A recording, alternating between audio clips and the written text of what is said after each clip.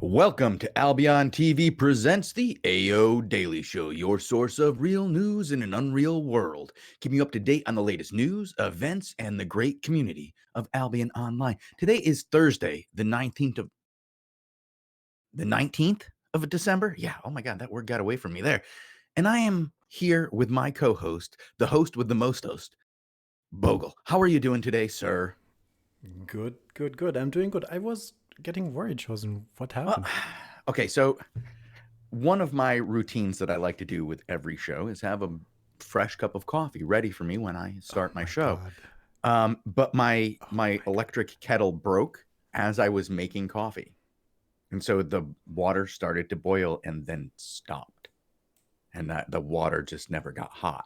And so I So we had had, a technical difficulty, not with the stream, but with your coffee kettle well, you want me to stream. perform at the Oh my highest god, level, chat. right, Bogle? Like you don't want an only moderately Wow. excited chosen. Do you think that Wow. this isn't natural? I have to use All chemical right. induction to get this hyped.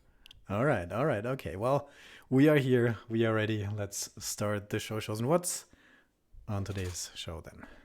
Well, we've got a good bit of information for you. We've got our normal PSAs, which we try to do every day. We've got some news, and of course, it's Thursday, so we've got a bit of a gold watch. But Hmm. Bogle, the Hmm. big thing today is there was a dev talk. Huh? I got it right, dev talk, and they talked about the crystal leagues. Now, Bogle, I had my initial reaction, and I was like, "Cool, I like this information. I'm good with this." And I Hmm. was like, "I wonder how this is gonna play to the larger audience as a whole." Right. And I went on to Reddit, Oh no, big mistake. and I was like, "Oh, some people are upset." So we will talk about that at length, I think, today. We're going to talk about the feelings of other people about that developer chat because it went down like a ton of bricks onto a very expensive piano. Wow. Okay. Well, we do have some other And that piano was laying on a homeless man. It was very bad. housekeeping to do today. We have to do some PSAs before we can watch this great video together. Um, and then discuss it for some time. Usually it's Yeah. Thursday. Usually it's Market Watch Thursday. That's what we try to do on Thursday. 2 weeks ago, we started sort of a little project to keep track of a basket of goods. We decided in because of that dev talk that we won't do that today. It's also not been 4 weeks since we started recording that, so we can't quite show the 8 weeks comparison there. But maybe we'll pick one or two at the end of the show. Yeah. But first things first, we do have some official news, and one of the news pieces is that the winners from the speedrun event were announced. The We have winners, If you big remember, there winners. was a little event on last weekend where um, guilds could compete to try out the new elite dungeons, and the winners were able to win 3 months of premium status. And we don't have just one winner; we actually have two. Congratulations to these two winners. What are they? Zorn and Black Order teams? Mm-hmm. Congratulations to these guys. Well done. Well done. Yeah, and then we have another random draw of winners. That's a lot of people. I won't read them all because, well, if you have been in one of the competing teams, then you should check out that forum thread. There you go. And maybe your name is on there. Definitely congratulations to the winners there. And we will see what the devs do with these videos, because I think a part of the reason for this giveaway was to balance them prior to Queen, and that footage should be a nice indicator for what's coming, I think, in terms of balance. Well, Okay. Nice, nice. yeah. So it's a bit of news. We have some PSAs as well, like friendly reminders that we have going on from earlier in the week, don't we? Mm-hmm. Have we a couple of those? Which ones? Yeah. Well, we did add a new tool. We added points to our stream. I guess that's a PSA. Some people are making use of it right now. We added some custom rewards. With Twitch now, the longer you watch, the more points you get. and we named them Albion points because we're really creative.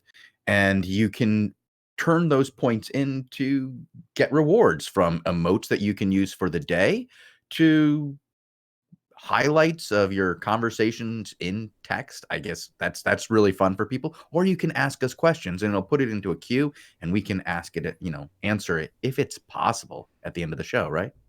Yes. There's shout outs and questions, so try to keep in mind one of these.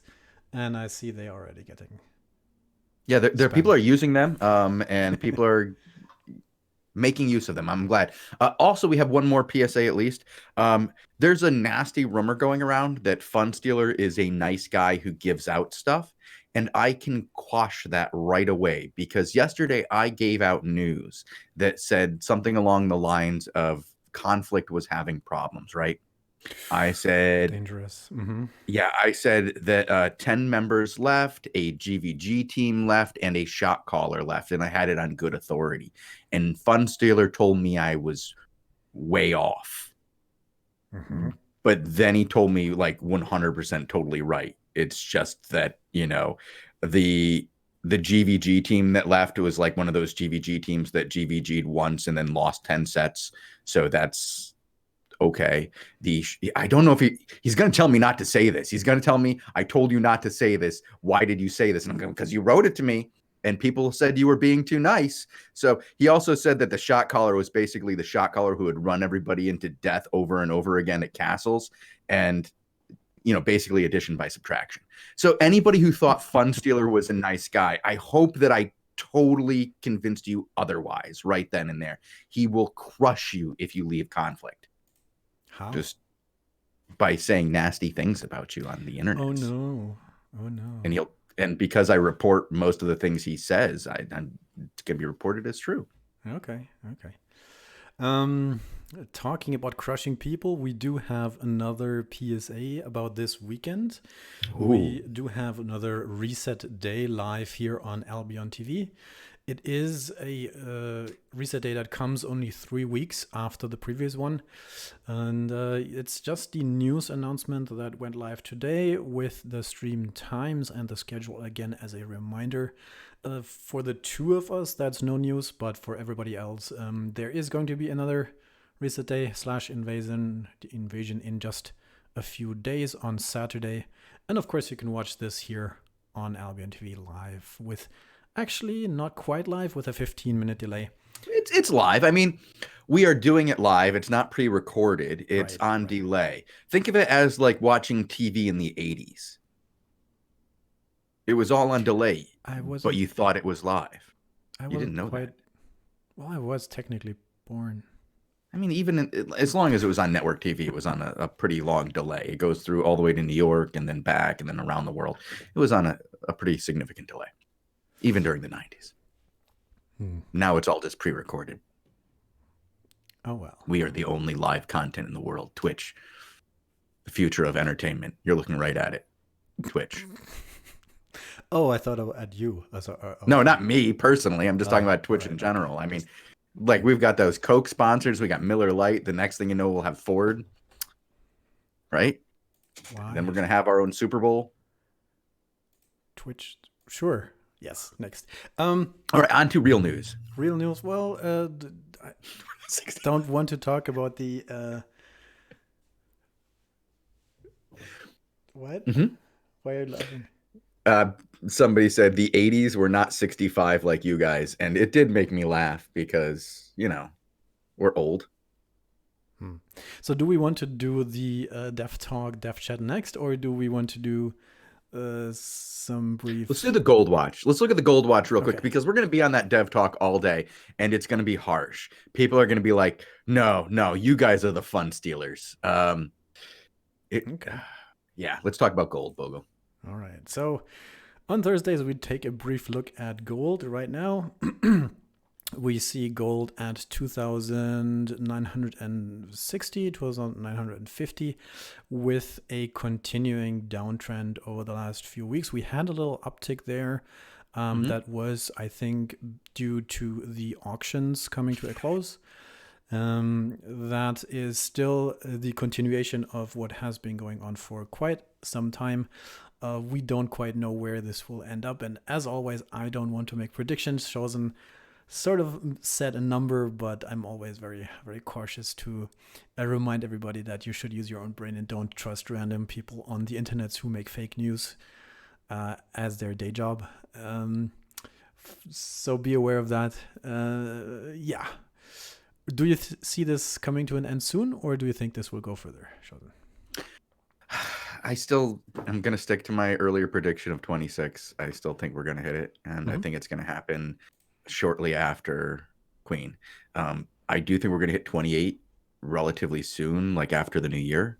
Really? And then we're going to see a second drop after that, like once everything hits and we see the return of people buying stuff. Because we have heard so many stories of people coming in to want to come play the game again. And as they buy gold, the prices will go down as people come in and spend their silver that they have amassed for generations on hideouts. Because there are going to be some people who spend more money than they should. On the hideout. Just to get mopped up a week later by somebody who's like, no, I want this. Sorry, get out of my lawn.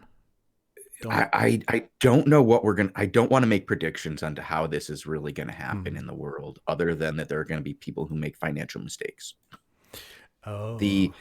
The end mistakes that we see made as far as the difference between the financial investments versus the PvP consequences, I don't want to say, because I think you're going to see certain people making too many hideouts, advancing the tiers on too many hideouts. And those people will then be forced to defend those hideouts. I'm not saying that the loss will be in the idea of them just being destroyed. I think it'll be that there will be certain actors who decide to overpay for the upgrading of hideouts when they didn't need to, when they only needed one, and then they'll have 3 or 4 because they have the wealth accumulated and they don't really know what to do with it, and it'll just be a giant siphon out of their coffers and out of other coffers. Somebody here mentioned, Pando Baron mentioned people like Torther. Actually, Torther's a really good example, and I'll use real world examples of why Torther has too much money. If you watch him GVG in the Royals, you will see him in Gucci gear, straight Gucci gear, that is offering him very little positive effects because of the item power cap. But he's doing it anyway because he has the money. There's a lot of people like that who might just go ahead and throw money down at the upgrades. Well, we will see. We will see. We will definitely keep track of who builds hideouts as much as possible once Queen launches. So that will be one of the new interesting things to keep track. Who has hideouts where, and sort of where the territory boundaries are between these guilds. And that's, I think, the only thing missing to do that well is a good map. And we still have to figure out a way to do that. But I'm sure we will try. One thing... Yeah, the map is something I'm really concerned about going forward, and I don't know what's going to go on with that, Bogul. Shake it. One thing I want to show very briefly before we can go into the dev talk video is our preparations for the Albion basket of goods. It's just that we will, right now we're doing this like this, right? We're just taking screenshots of how things are developing. And we will try to, keep a little bit of a history, a record book going forward, and then try to report on some price changes. I have to say, when I looked at this, most of the things that we are tracking stayed fairly on the same levels.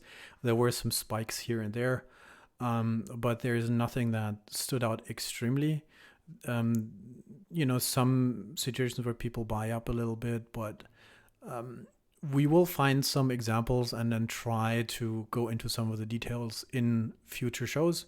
I just wanted to briefly mention that we are starting this process, and then we can see how we can go about that in the future. Because I think that's one thing that we are missing a little bit, long-term tracking of trends of goods. And, with a Thursday Market Watch show, why not start this at least? Yeah, it's gonna take a little while to get it to actually deliver real good information for you guys. This is a slow process, and we do want to let you know we're keeping an eye on it, even though it's not delivering any great information at the moment. But we will keep an eye on it over time, so that we will have a better idea of what's going on with the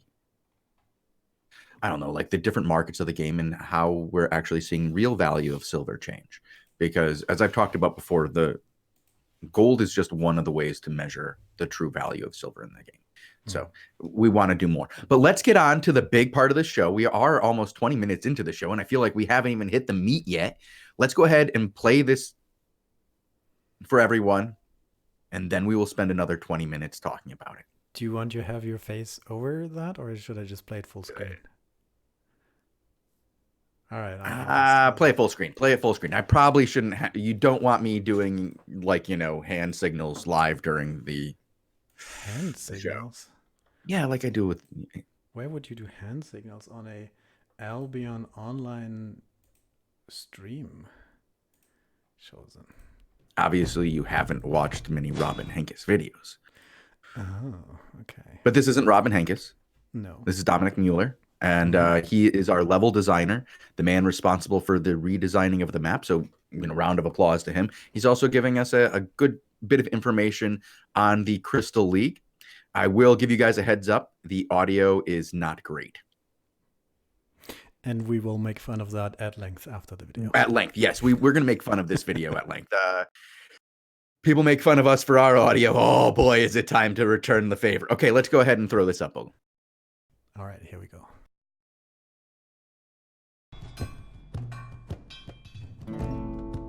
Hello and welcome to another Albion Online Dev Talk. Today we'll talk about the Crystal League and the new role of the 5v5 competitive scene and how the whole system will work.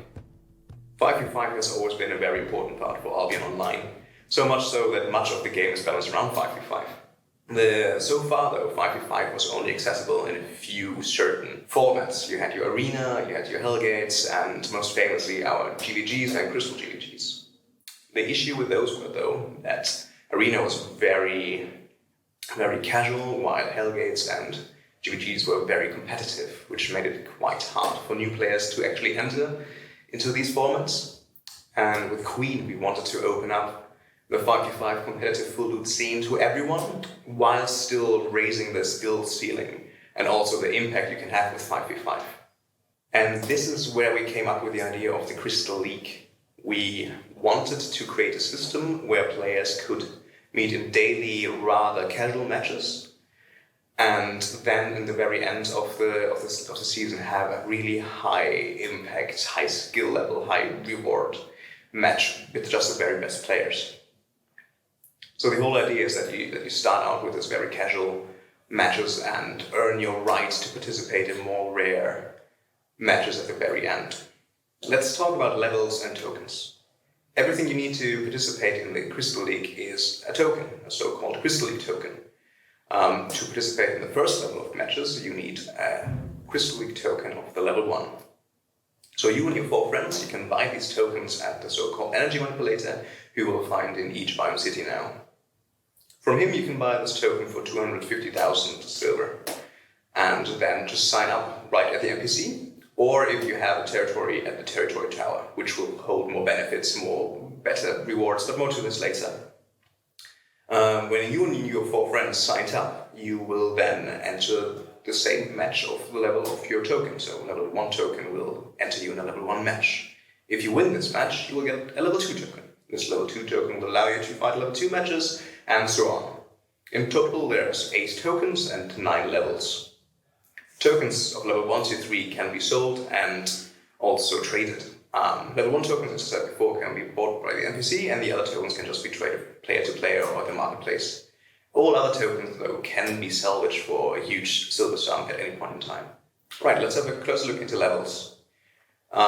We know so far that we have 9 different levels, but how do these levels differ? There's 3 key aspects in how they are different from each other. The first one is item power caps, the second one is rewards, and the last one is when they are, so the time slots.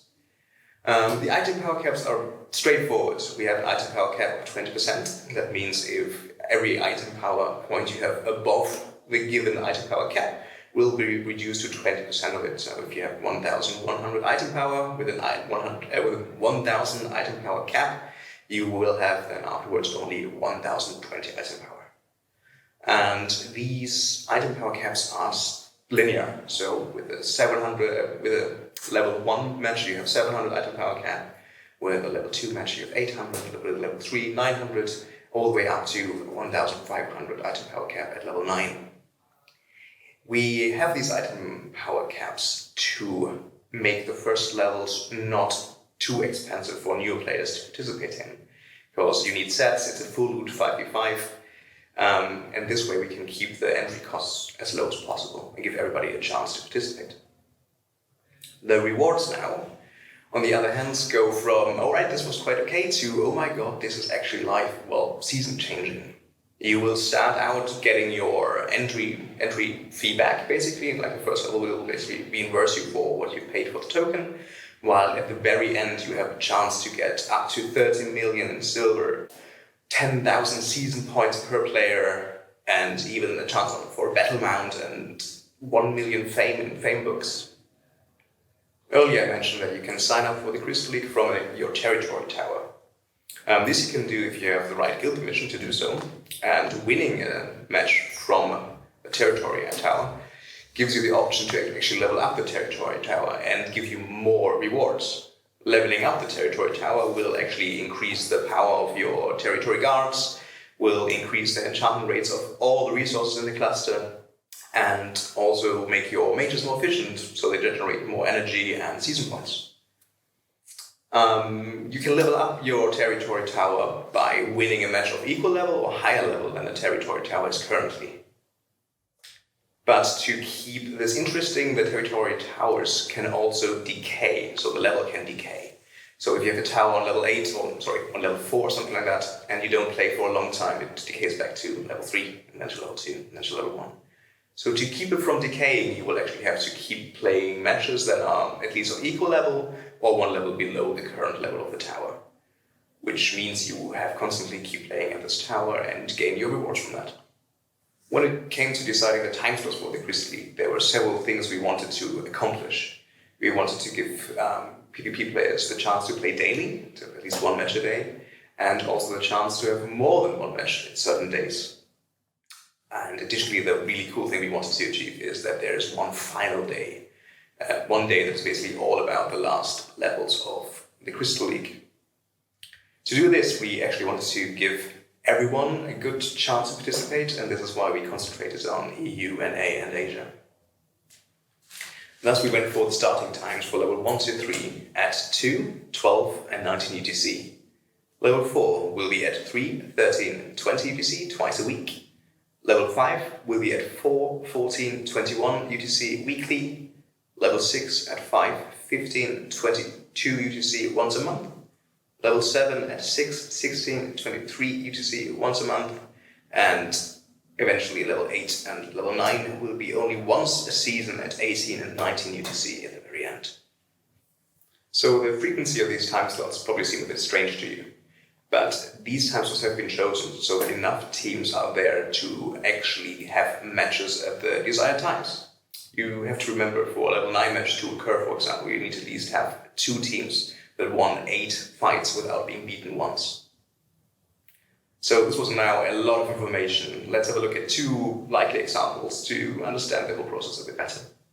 Let's go through 2 likely scenarios. Here's our first scenario. This is Peter. Peter plays with 4 friends. Peter and his friends have done some arenas and hellgates together, and always wanted to GVG, but never got to. 2 of his friends are not in the same guild as he is, but that doesn't matter for the Crystal League. He and his friends each buy a level 1 Crystal League token at the Energy Manipulator. They can see when the next match is on the token, or on the Crystal League tab at the Energy Manipulator. Everyone puts their gear they want to use into the battle ward next to the Energy Manipulator and signs up for the match. They win the fight, and each of them gets a level 2 Crystal League token. The next match is in the next day, so they all will sign up then again. After winning 3 matches, the team has earned 7.5 million silver, 3 million fame, and 150 season points in total. The level 4 token they got shows the next match is tomorrow again, and it will be worth up to 950,000 silver, 25 season points, and 300,000 fame for each member, which is almost as much as the winnings of level 1 to 3 combined. Here's our second scenario. This is Lily. She's a seasoned GVG player who has won hundreds of GVGs and Crystal Run battles in her time. Her and other GVG teams are very important to her guild, as they win all their Crystal League matches by queuing from their territory tower. With each win, she levels up the tower, which in turn buffs the whole area with stronger guards, better resource enchantments, and other benefits. Today is the last day of the season, and her team has risen through the ranks to receive level 8 tokens. Winning the battle at level 8 and 9 will earn her guild an additional 65,000 season points, and could catapult them past the competition in the rankings. But they will have to face other teams that have also been unbeaten for 8 straight matches, and they will have to do so with very high tight power caps. To sum it all up, the Crystal League provides 5v5 content for everybody, for every skill level. It allows much lower entry points and a much higher impact at the high end.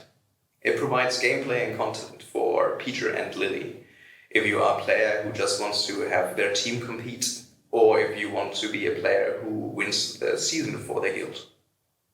And this is all for today. Thanks for watching, and stay tuned for more Albion Online Dev Talks.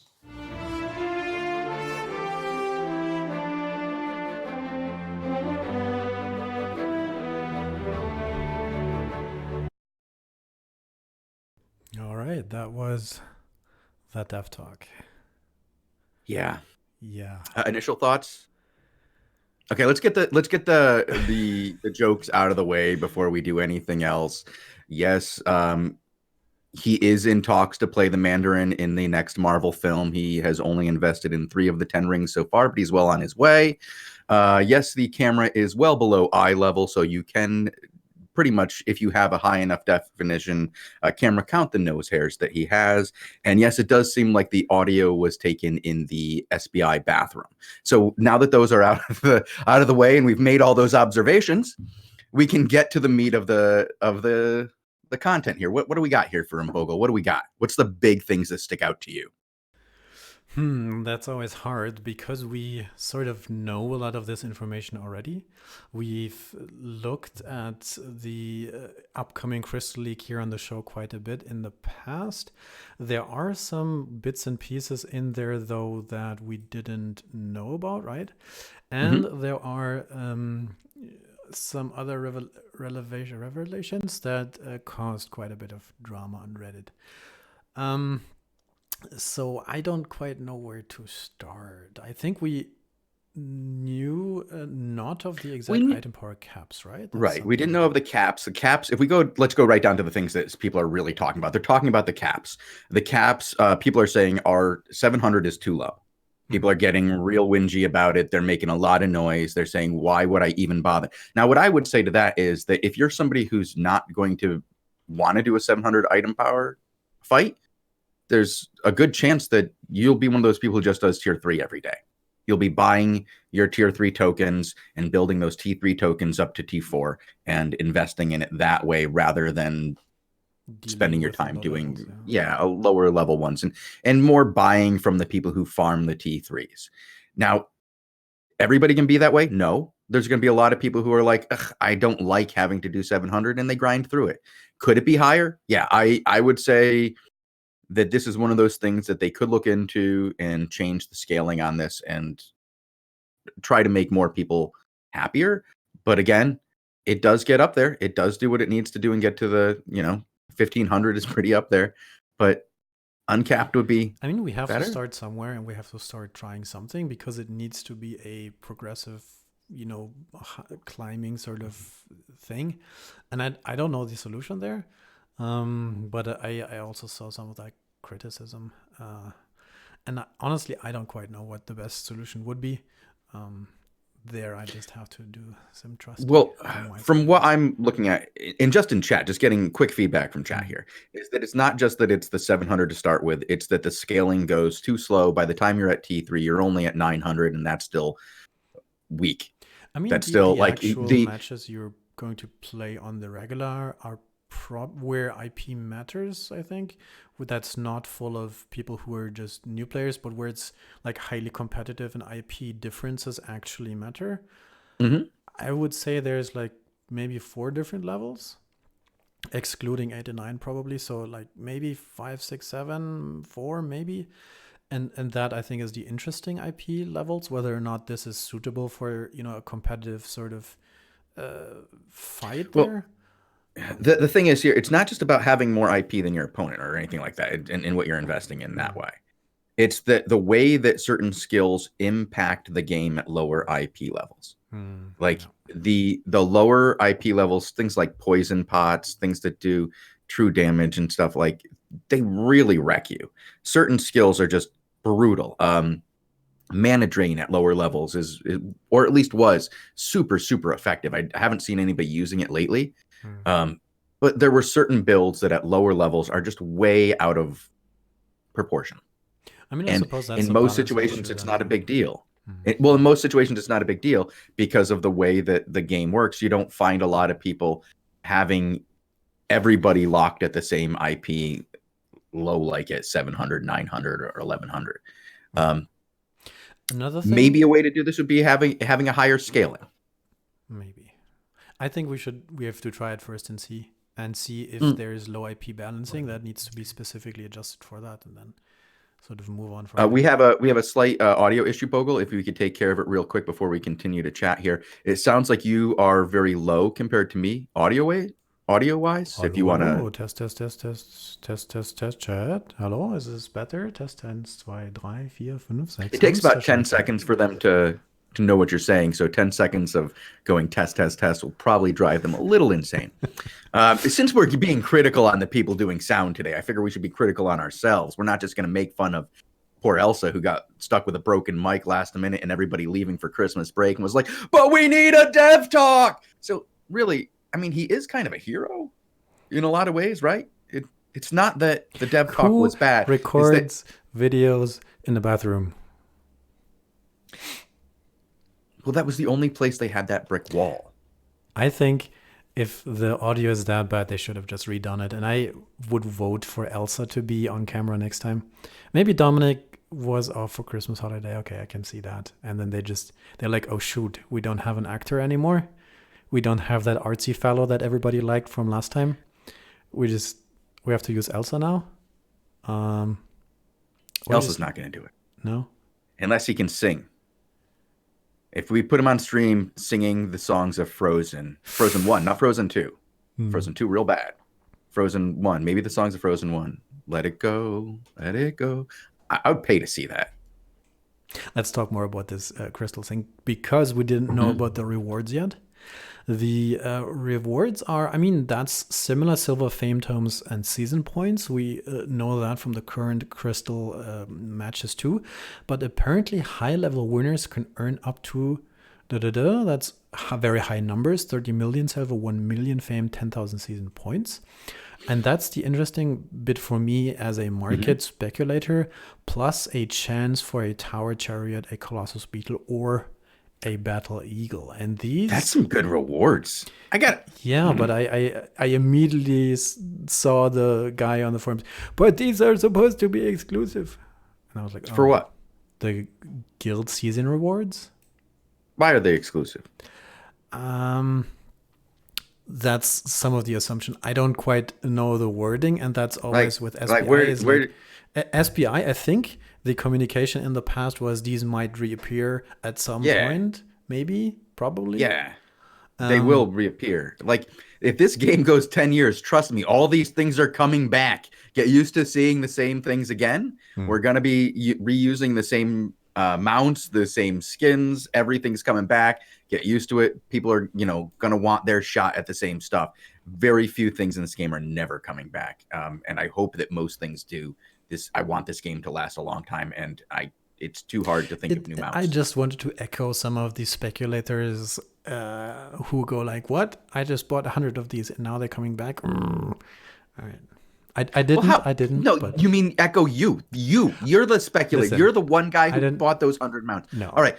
So yes, I don't think the idea of 5, maybe 10 more Battle Eagles in the world is really gonna hurt. That's an important point, right? Because the economy. I mean, how many more of these are we gonna really add? What is it like? Say you get to the third.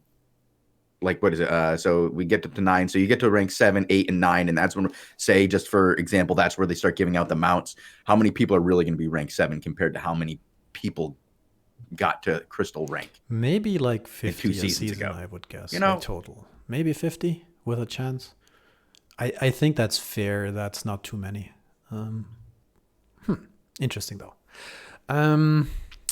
And of course, the interesting thing with winning crystals, if you start or join a crystal match from a tower, then winning these crystal matches can buff your territory guards, your resource enchantment rates, and your siphoned mage efficiency. This is a little bit more detailed than we know before. We knew that territory guards can be upgraded. I don't know if we knew the enchantment rate was going to be buffed. We didn't know if there's just more or if it was going to be better resources. And I think we didn't know the efficiency on siphon mages, right? It's true. We didn't know what was going to happen with the invasions.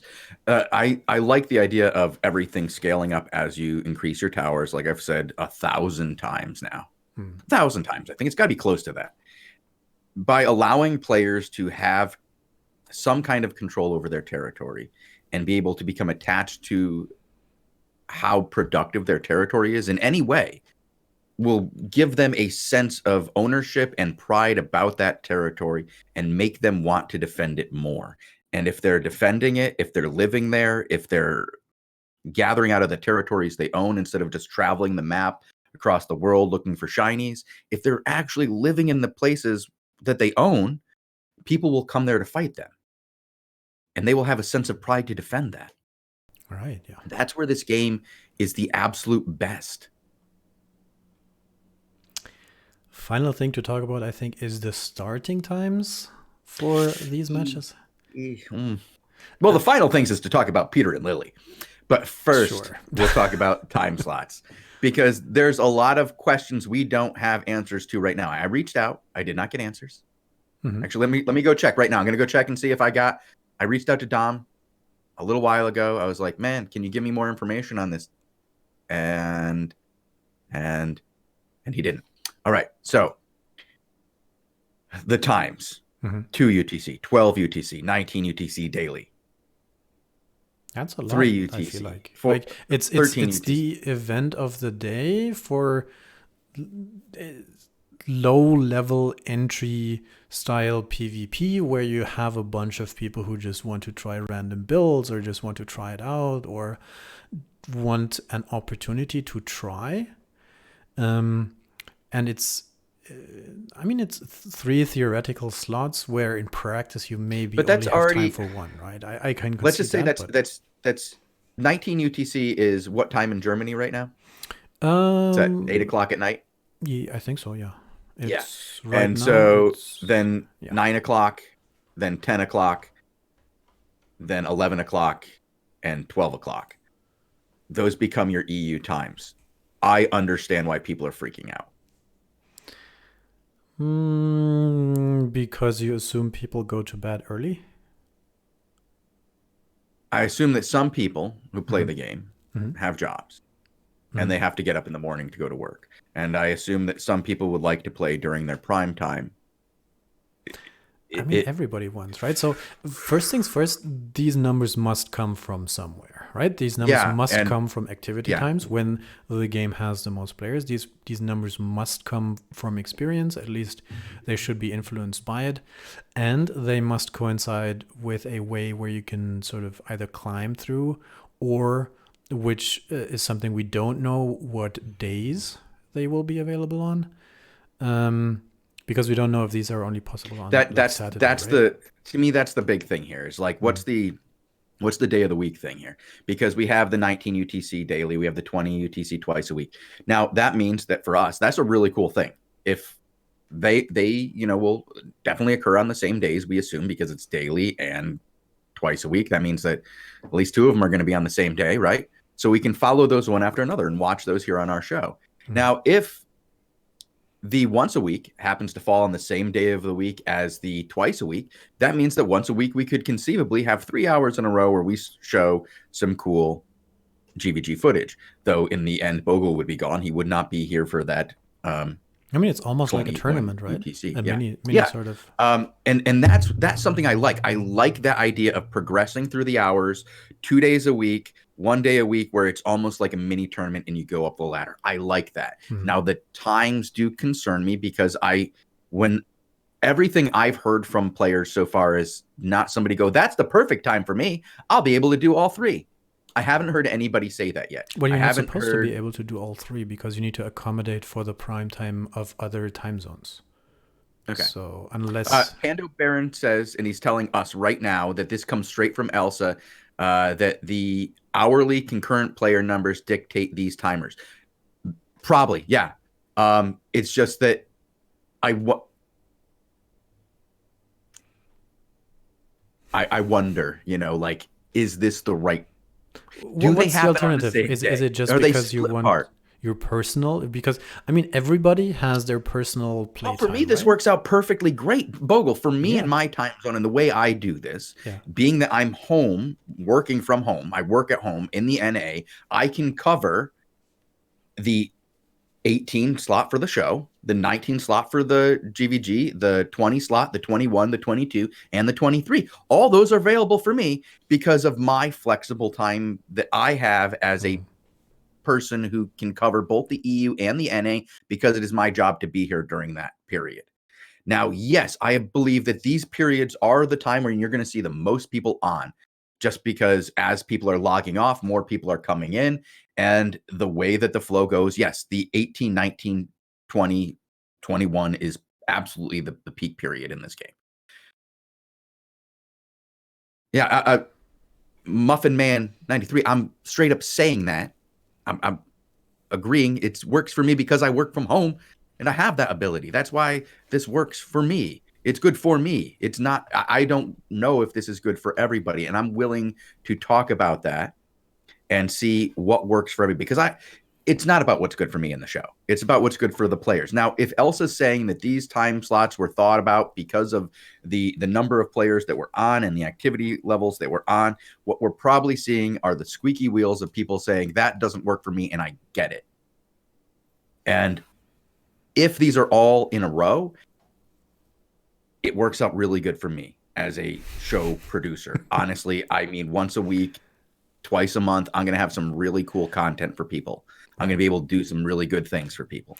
I mean, we have to see if they're not all on the same right? day, well, let me just follow through this thought. If they're not all on the same day, I don't know why they can't be at the same time slot, so that yes, they're split up all across the week, but they're at the same time slot. So if you are a GVG, or during the week, you only have to block out like 3 hours of time instead of but then there's somebody who's like, I never have time at that specific one, but I actually want to DVD.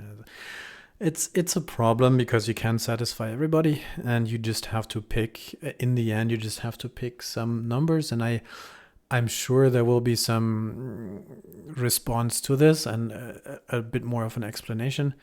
Well, I do want to explain one thing, because I am seeing people say that the NA players won't be able to get to play level 8 and 9. I do know that those level 8 and 9s are on the weekend. They are on a weekend. So they're during the middle of the day on a weekend for NA players. And most people, if they work, still have the weekend off. Not all. I know there are some people who won't be able to do it. They'll be at work on the weekend, 100%. But that is the peak time during the week is 18 and 19 on the weekends. I mean, and because of the few number of slots that we're going to have for that fight, when you get up to that tier, you kind of have to make it down to just 2 fights. That was my concern when this was 10 levels, Bogul. I couldn't do the math to make it work. when it was 10. Like I couldn't get Shozen. It's matches. 47. We are way over time, and we still have to I know, do some so much to shoutouts talk and about. AMA questions because okay. So two comments from me. We will definitely be following up with the timers there and keeping an eye on the discussion, because it is fairly important to those who do GVG. But we will see, because in the end you have to pick sometimes, and you can always change later. You can always see how this develops and how people like it, what they don't, and then you just change over time. And now we do try out this new thing from Shoutouts. Twitch. You ready for shoutouts? We will do the Crystal GVG coverage in about 10 minutes or so. Yeah. But first we have shoutouts and then AMAs. Which one do you want to do first? I'll do the shoutouts first. Ready? Shout out to Tier 1 Jank. Check out my PvP clips and give me feedback. Won't post a link. Just search Tier 1 Jank. All right. We'll have to do that. Albion News 24 says Brave Newbies is recruiting. Yes, they are. And we did have a interview with them on Tuesday. Check that out in our VODs. Don't make me serious. Or don't take me serious. Sorry, don't take me serious. We have to spread communism to our nice world so everyone feels that equality is a thing. By don't take me serious. Pando Baron says, change the damn timers for the new GVGs. Okay. Fun Stealer says, fuck Peter. Does 321. Shout out to devs not playing their own game, having simple understanding of its player base. Ooh, that's a rough one. Probably should have read it before I read it. Alex in the Night, Shozen looking cute. Probably am. All right. Let's do the AMA. I'll do no, these don't work because I changed it. Did it not save? All right. How about we go ahead and just tell the people who they are, and then they can ask us live right now what their question is. Naproxen Albion, what is your question?